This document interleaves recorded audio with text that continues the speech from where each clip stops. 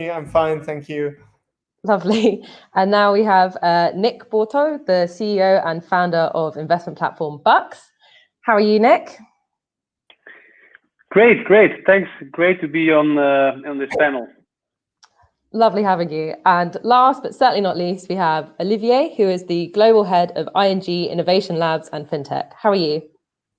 Good afternoon, Orwell. Hi, Aisling. Hello, everyone. Hiya. So just quickly, where are we all calling from? Are we all calling from Amsterdam? Ali? Near Amsterdam. Yeah. Olivier, Amsterdam? Amsterdam it is. Perfect. So before we start, I just wanted to remind everyone to post your questions in the chat and we will endeavour to get round to as many of them as possible. I'll come to you first, Nick. Jumping straight in, what do you think makes Amsterdam such an attractive city for fintech? So, I mean, it's a great city anyway, but focusing on fintech, there's a real fintech hype. I mean, we have a culture and a history around trading. We're very close to where the big internet cable that goes under the ocean arrives at the continent. We have some really great companies in Amsterdam. I mean, everyone knows Adyen. Recently, Molly also reached the unicorn status. So Amsterdam kind of lives and breathes fintech, I would say. And Ali, what about you? Why is Amsterdam so amazing for fintech?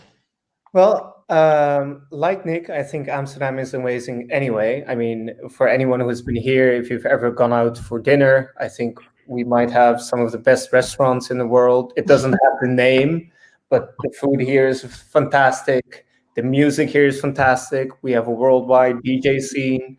As Nick said, we have a lot of tech-savvy people. The UM6, which is the largest traffic exchange on the world, is located here.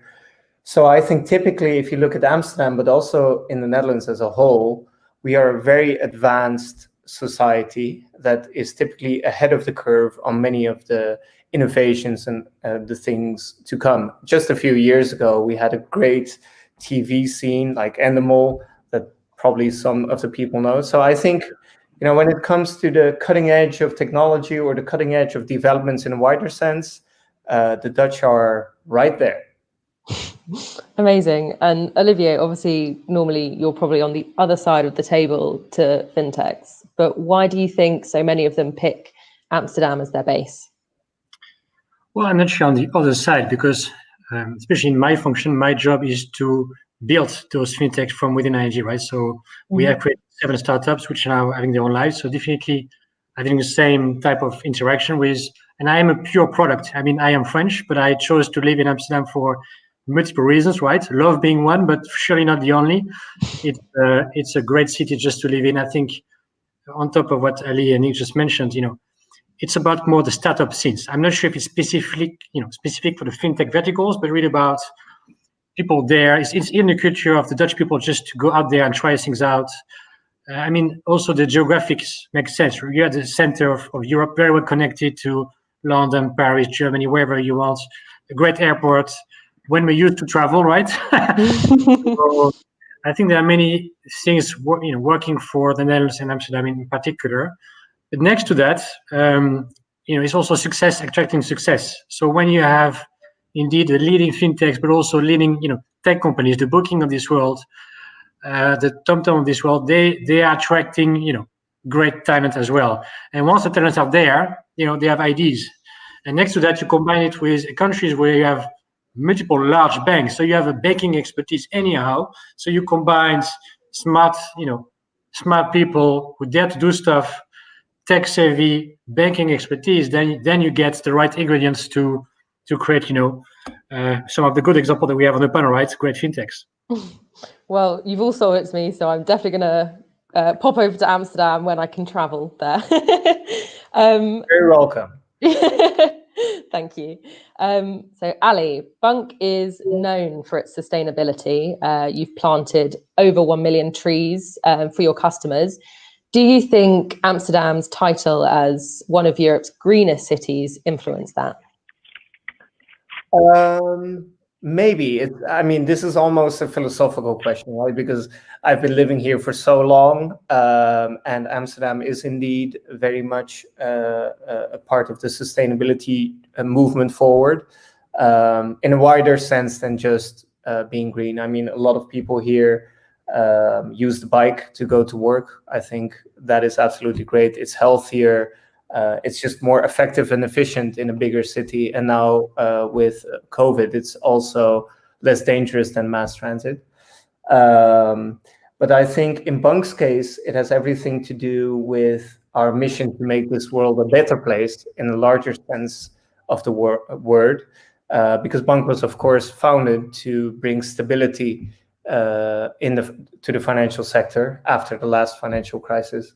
And so having the best interest of our users in mind and of people at large is part of our DNA. And so it is logical to us that we make a number of decisions that might seem at odds with traditional banks. And one of them is to plant a boatload of trees, because you mentioned 1 million, but we're already at 1.6 million, and the planting of trees is accelerating. So I'm very proud of that. Incredible. And Nick, I guess sort of a similar question. Have you seen an increase in customers looking for sustainable investment options? Definitely. I mean, if you compare, let's say, the older generations of retail investors to the newer generations, then let's say my dad's generation was looking at things like a price earnings ratio of a company and the market cap of a company, whereas younger people are much more looking at, am I investing in companies that make sense? Am I investing in companies where that have interests that are aligned with my interest? So from that point of view, Bucks definitely supports, through its investment app, let's say a greener and more sustainable society. And Olivier, I guess same question to you. Have you seen an increase in sustainable and green fintechs? I wouldn't say sustainable fintechs, right? I think sustainability is more a way of being who you are and a way of doing business, right? And I think it's great to see that companies are stimulating, right, the usage towards a direction. I think being a large bank, the way we would like to maximize, because it's all about impact, right? Impact to society. So as a large bank, what we try to do is to look into how we finance the economy. So more on the lending side, how do we make sure that we direct the lending towards the right things, the right initiatives, because that's where we feel we can have the biggest impact for the society and obviously for our clients and users at large. So that's why we're more looking at taking the lead in defining the rules of the game, making sure other FIs, other financial institutions follow through by defining, the Terra approach. So how do we evaluate our actions and how do we make sure that we calculate what we do? But next to that, also inventing new products which are more sustainability improved. So sustainable improved lending. How do you do sustainability linked derivatives, right? So this is where we want more from a product engineering side. How do we invent products for ING, but all the other FIs to make sure that we can really drive the movement towards financing into the right direction? And that's really where we want to put the focus. And, Amsterdam there is very reactive because that's really something that it's in the gene of the people living there, from their history and fully agree. It's not only about green, it's about, here, recycling is very important in Amsterdam. And smart cities, those are the big themes that the municipality of Amsterdam has picked up, where we want to be a leading city in Europe, right, for those topics. So, Aisling, if you may, a question to Olivier, is that okay? Of course, yeah. Go for it. Well, let's for now assume that ING is much bigger than Bunk today. And you can indeed have a huge impact by deciding on your lending strategy, on lending to sustainable companies or unsustainable companies. If ING is true about being sustainable, why do you keep funding unsustainable companies? Well, we have to define, that's why we did the Terra approach, right? To define what is sustainable and not sustainable, and how do you make that pipeline is not sustainable. I'm sorry? The Alaska pipeline is not sustainable. Which pipeline you said? The gas pipeline? The Alaska pipeline is not sustainable. I'm not trying to give you a hard time here, but I would just imagine if with your gigantic loan book of 700 billion or something, or 800 maybe today, what an amazing impact you guys could make if you would be the first bank to make that decision, the first big bank to make that decision. No, I think, Ali, we share totally this direction. But we also understand the role in our role in our society. So there are two things. There is the new loans, there are the existing loans, and how do you incentivize your clients, in this case, to move toward a better view? And what we are doing and is making an agreement with our existing customers about their direction. And we cannot stop from one day to another because that will create more harm than good. But we are very strict into having agreements how you improve and having very clear milestones to make sure. So that's really where we want to go. So the direction is very, very clear. But if you stop from one day to another, you create an issue, really. So it's about stopping new loans if you don't do this and this and this, and making agreements on existing loans to redirect. That's exactly what we explain in the Terra approach, because we feel this is the best way to, to not blame people, but really make sure that people are all going into the right direction. So that's really the focus for ING. Thank you. Nick, earlier you mentioned Adyen as an example for the kind of fintech that's come out of Amsterdam. Mm-hmm. Why do you think, despite being smaller than other European cities, it seems to generate quite a few unicorns and quite a few very successful fintechs? Why do you think that is? Yeah, there are specific areas that we're good at in Amsterdam. I think two main areas are payments. Mm-hmm. So Adyen is an example of that. Secondly, Molly, the new unicorn I just mentioned, is an example. Secondly, and maybe Amsterdam is less known for this, but trading. One of the things we're going to discuss today is the fact that Amsterdam really has a trading heritage. Has the oldest stock exchange in the world, has the oldest option exchange in the world. There are a few very large trading houses.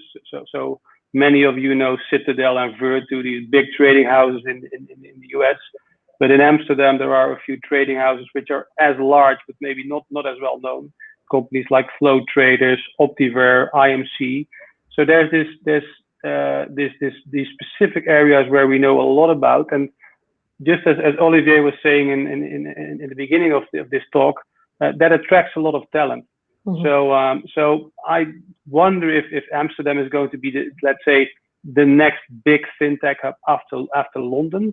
But mm-hmm. we're super specialized in stuff like that. And that's also why I founded my company in Amsterdam, because there's so much trading and brokerage talent in Amsterdam. Mm-hmm. And I guess, Ali, same question to you. As a founder of a couple of companies, what do you think? What the reason is? Well, I think part of what Nick said is completely true. But mm-hmm. another core reason to me is because the Dutch have always been very innovative, as mm-hmm. we just discussed. But it's also always been a very small country. So I think it is maybe a well-kept secret how great Dutch products are, because we've never had the operational skill to do mass manufacturing as we have had in the US or Germany or China. And with the advent of technology, you need less people to have that bigger reach. So it's not just fintech. I mean, if you look at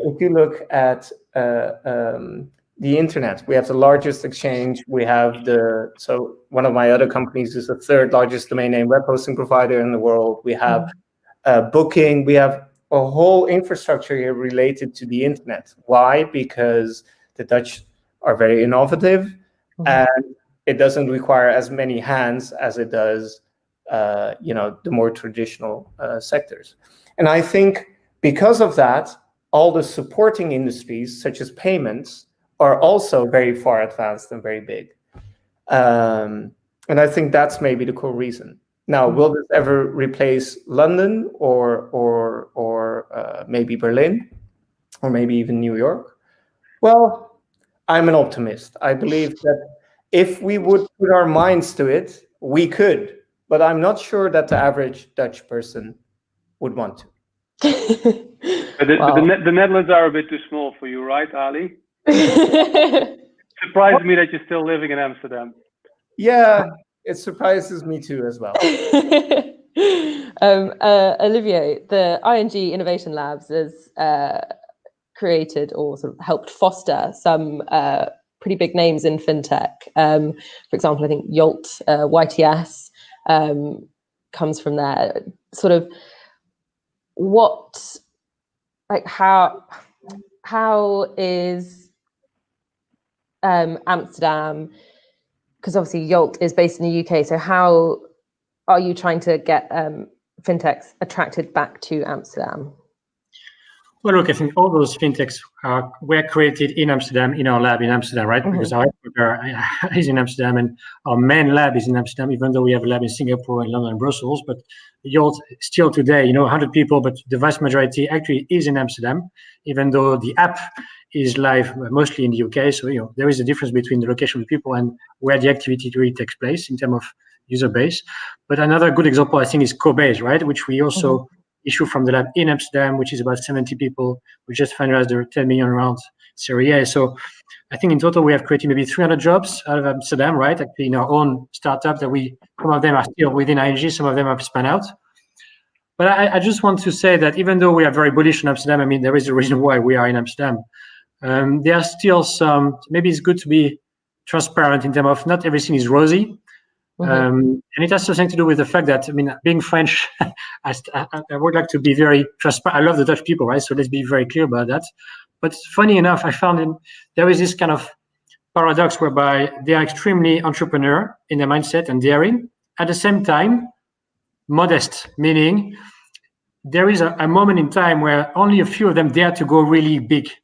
There is this kind of modesty somehow. I think that's my feeling. And you see that back in the investment side. So we have ING Ventures where we do invest in, I think, 33 fintechs so far around the world. And we didn't invest that much in Amsterdam because we are looking into A, B, and following around. And what you see, if you look into where the money goes, in Amsterdam, in the Netherlands, right, it's quite easy to have seed funds. Series A is still okay, but then after that, it's complicated. And yes, we do have, the idea of this world and so forth, but actually the vast majority of the funding is very local, very much oriented towards seed and A.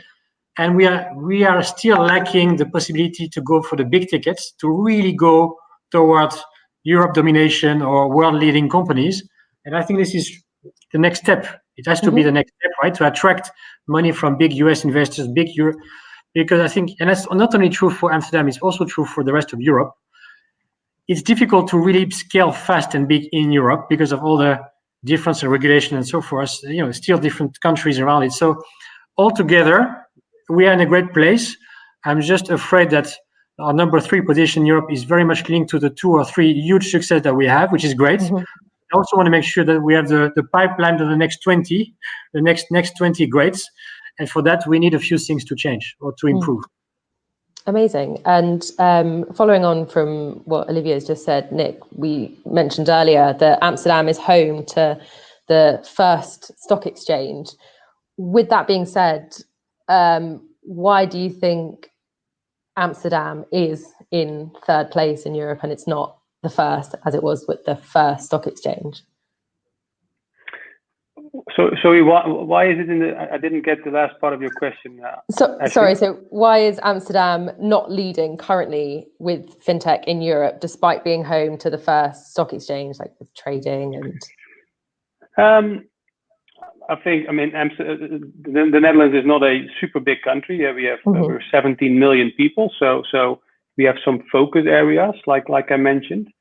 And you can't do anything, so you can't do everything at the same time.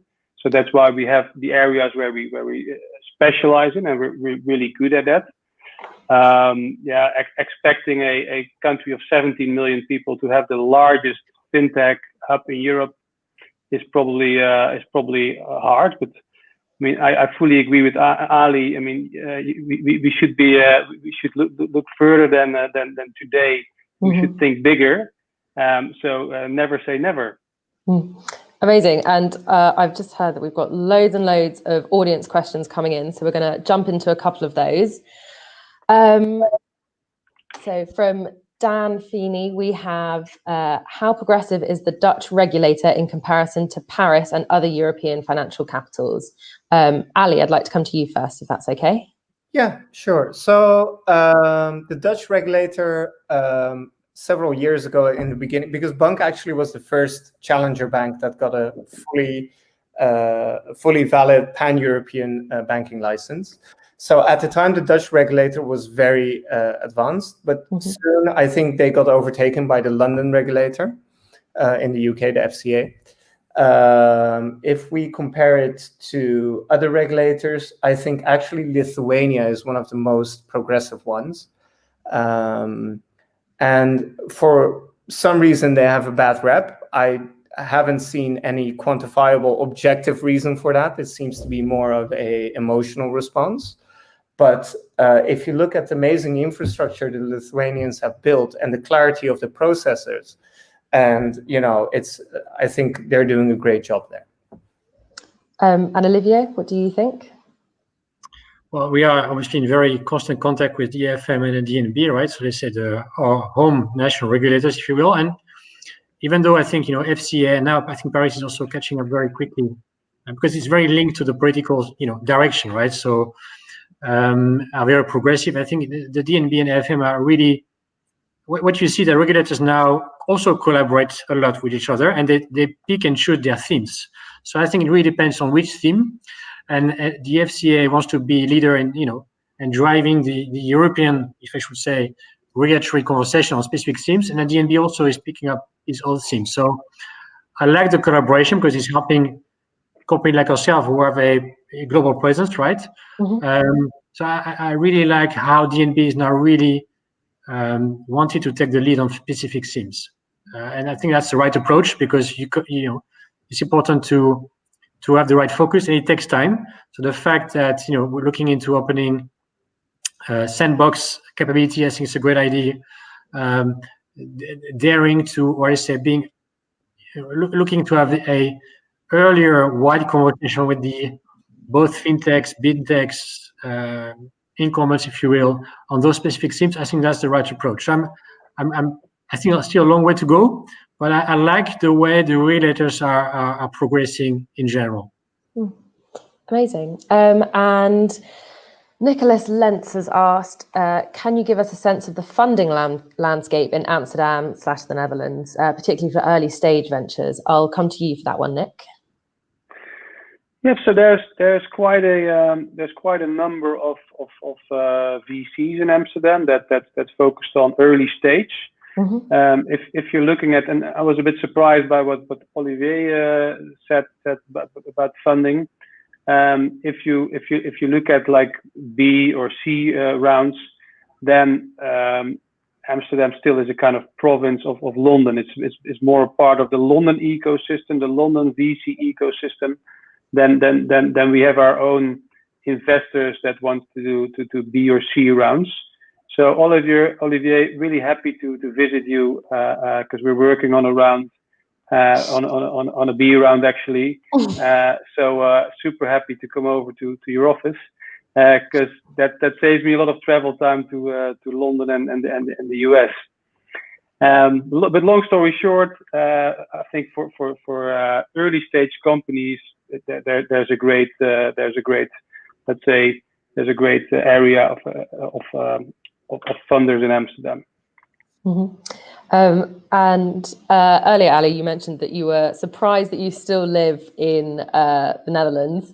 My colleague Oliver has asked that today, obviously, we're hearing a lot about different European cities as fintech hubs. Did you consider any other European capital for your HQ? Definitely. I definitely considered London. In fact, I was physically present in London, and then I went home in a cabbie on the night of the Brexit vote. And I remember talking to the cabbie at, I think, midnight, and he said, well, people don't really want to exit. They just want to make a point. And I woke up at 5 a.m., 5 hours later, and of course, Brexit was a fact. And Unfortunately, operating in fintech means also having a huge exposure to regulators and regulation. And frankly, and this might not be a popular voice, but frankly, it doesn't make any sense to be in London if it's not going to be part of the European system. Amazing. And just quickly, Nick, do you have any views on that? We actually do have an office in London, so we're a 130 people company. We have about 90 people or almost 100 people in Amsterdam and 30 people in London, and it's great to be in both places. But I fully agree with what Ali is saying. If Brexit is going to be a hard Brexit, then I mean, for us, for example, the European passport is very, very important. And then London is just not an option. Amazing. And I think we've got time for maybe one more question. Andrew Holgate has asked, COVID has proved that the traditional office is now defunct. Does that kill the need for a hub? Olivier, I'll come to you first on that one. Does it kill the need for a hub? Look, obviously, COVID brings a lot of questions and rethink, right, on many topics. So, and location is one. location. You know, this famous. I think is you know, we have to rethink about this, right? So for us, indeed, having a hub makes sense, but less probably. So at ING, what we have chosen is to have regional hubs. And actually, we announced, you know, a few days ago that we're going to close a few of our locations to refocus on less limited, let's say, regional hubs.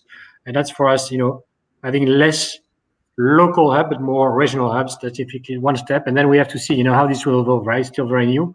But definitely, we are relooking into our location strategy and how we can, you know, optimize the impact for our clients. Amazing. And Ali, I know Bank is only based in the Netherlands, but what do you think about that? Well, actually, that's not quite true. We also have an office in Sofia in Bulgaria. Sorry. Where we house about 70 people, 70. So it's an important thing for us. So for us, there are two questions. One is the tactical operational impact during COVID and working from home or working remotely. And that was near zero or even zero because we're a modern setup. Everything is in the cloud. We can work from wherever we are. But at the same time, the office for many employees of Bank is like a clubhouse. It's somewhere where we get together. It's somewhere where we share dinner. It's somewhere where we share lunch. It's somewhere where we share drinks. It's where creativity flows. Many of the people here are or become friends.